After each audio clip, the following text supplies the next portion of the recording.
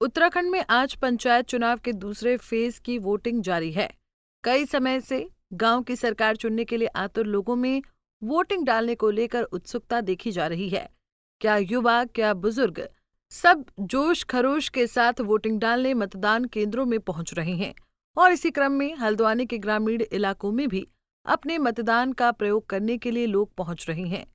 लेकिन इसी बीच कुछ लोगों को निराशा भी हाथ लगी है, क्योंकि उनका नाम वोटर लिस्ट में है ही नहीं। नहीं, आज तक हम जितने भी नेताओं को वोट देने के लिए आए थे, ब्लड पेपर में हमारा नाम आता था। हमने बड़े नेता विधायक पहले को भी बोला था कि हम लोग जो है आप लोगों को वोट देते हैं, आप हमारा नाम देते हैं जब हम अरुणाचल में रहते हैं, जम्मू रहते हैं, श्रीनगर रहते हैं, और क्या कहते हैं मद्रास रहते हैं। उस समय हमारा नाम यहाँ से आप लोग देते हो कि क्या कहते हैं हमारे को वोट दो। ब्लड पेपर इंडिविजुअल के नाम पर आता है। हमने खुद वोट दिया है, ब्लड पेपर में हमने साइन करके दिया, लेकिन आज हमने लोकसभा में भी नहीं मिल पाया और ग्राम पंचायत में भी नहीं। हमारा नाम नहीं देते हैं ये लोग। ग्राम पंचायत ने पूरा परिवार। कितने लोगों के नाम गायब हैं इसमें? इसमें तो अभी 7-8 ही पता चल रहा है इधर में। आपका भी नहीं है ना? आइए।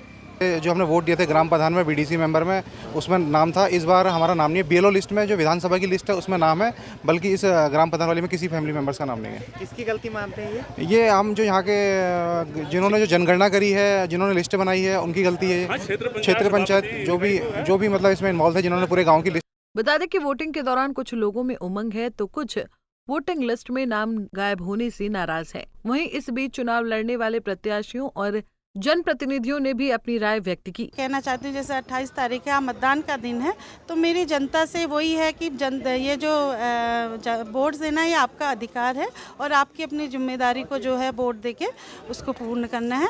और क्योंकि देखिए आप जो चुनाव होते हैं, जैसे लोकतंत्र है, ये आप ही के लिए हो रहे हैं, आप ही के लिए हम लड़ रहे हैं।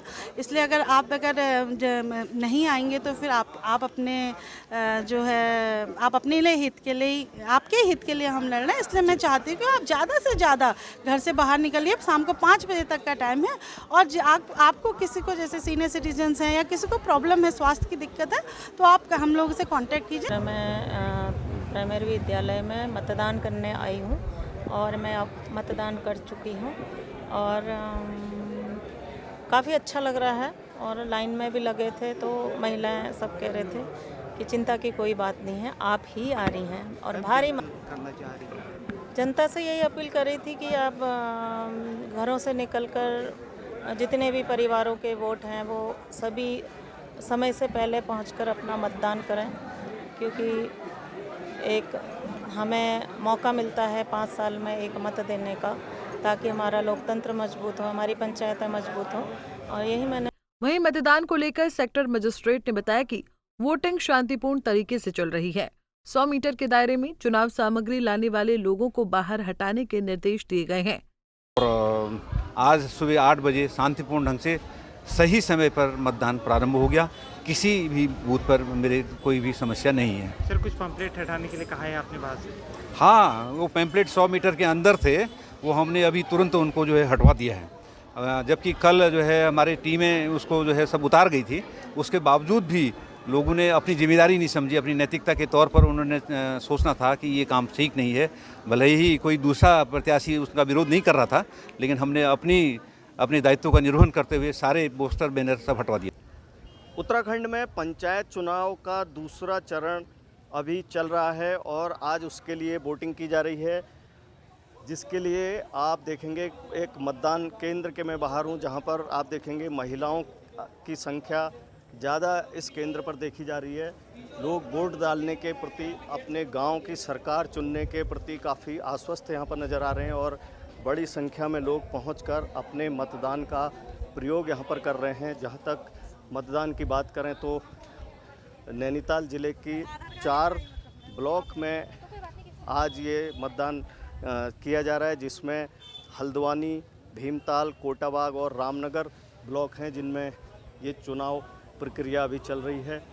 सुरक्षा के खासे इंतजाम यहाँ पर किए गए हैं। उत्तराखंड पुलिस के अलावा यहाँ पर पीआरडी और फॉरेस्ट के अलावा होमगार्ड के जो जवान हैं उनकी यहाँ पर तैनाती की गई है, ताकि चुनाव शांतिपूर्ण ढंग से यहाँ पर हो सकें। यहाँ जंगल से लगा हुआ क्षेत्र है तो जंगली जानवरों की बड़ी समस्याएं यहाँ पर देखने को मिलती हैं। इसके अलावा बिजली, पानी और सड़क सुरक्षा, महिला सुरक्षा, ये बड़े मुद्दे ऐसे होते हैं जिनको लेकर यहाँ पर लोग वोट डालने के लिए पहुँचते हैं और बुजुर्ग भी यहाँ पर पहुँचे हैं अपने मताधिकार का प्रयोग करने। तो इससे ये पता चलता है कि लोग अपने वोट के प्रति कितने आश्वस्त हैं। बुजुर्ग मतदाता यहाँ पर चल कर पहुँच रहे हैं और अपने मतदान का यहाँ पर प्रयोग कर रहे हैं। लोगों के सामने जो समस्याएं हैं गांव की, जो सरकार चुनने की, वो